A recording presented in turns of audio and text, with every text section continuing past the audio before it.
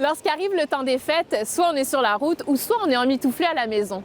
Aujourd'hui, je vous partage 4 de mes coups de cœur à voir et à entendre, soit 2 films québécois et 2 albums musicaux sortis dans la dernière année.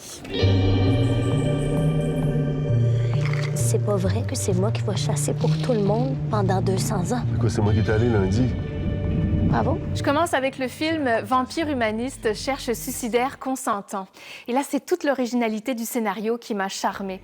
C'est une ado vampire qui, pour survivre, doit boire du sang mais qui ne veut tuer personne. Alors la proposition est originale et on la mène dans une comédie macabre, savoureuse et pas mal absurde. T'as juste à choisir ton préféré. Je vais te l'accrocher puis je vais te montrer comment le vider. Non, merci, j'ai pas faim. J'avais l'impression d'être dans un film de Twilight et en même temps dans l'univers complètement décalé de la famille Addams. Alors bref, c'est un bon divertissement, mais c'est surtout très audacieux pour un film québécois. Ma blonde, c'est la chasse et la pêche. J'adore ça. La nature. Eh boy, es-tu correct? Un autre film que j'ai beaucoup apprécié, c'est le long métrage Simple comme Sylvain, réalisé par Monia Chokri. Là, on est dans une histoire d'amour, une histoire passionnelle. C'est Sophia, une enseignante à l'université, et Sylvain, un ouvrier, et les deux tombent rapidement amoureux. Votre conjoint, tu là? Faudrait signer le contrat pour les travaux. Il est parti pour la journée, il revient très tard. C'est dommage. On s'aventure dans une relation inattendue, confrontée à des différences sociales, traitée parfois avec humour, mais aussi avec toute la délicatesse d'une relation qui naît. Salut. J'arrête pas de penser à toi. Fait que, va falloir qu'on se revoie, je crée bien. Salut. J'arrête pas de penser à toi. Déjà, Magali Lépine-Blondeau est excellente dans son rôle. On arrive facilement à se transposer dans la relation et à vivre ses émotions de doute.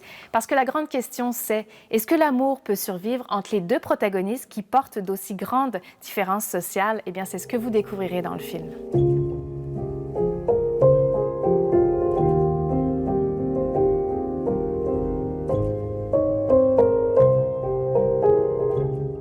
En musique maintenant, si vous aimez le piano, vous devez absolument écouter le dernier album d'Alexandra Strelitzky, Néo-Romance.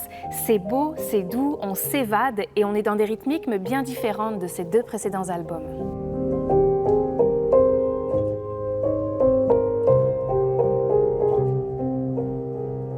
L'artiste a créé Néo-Romance dans une période heureuse de sa vie. Elle est en amour et on sent toute sa vulnérabilité et le côté un peu enveloppant de ses mélodies. Alors Néo-Romance, c'est 10 morceaux à écouter, peut-être avec un bon chocolat chaud.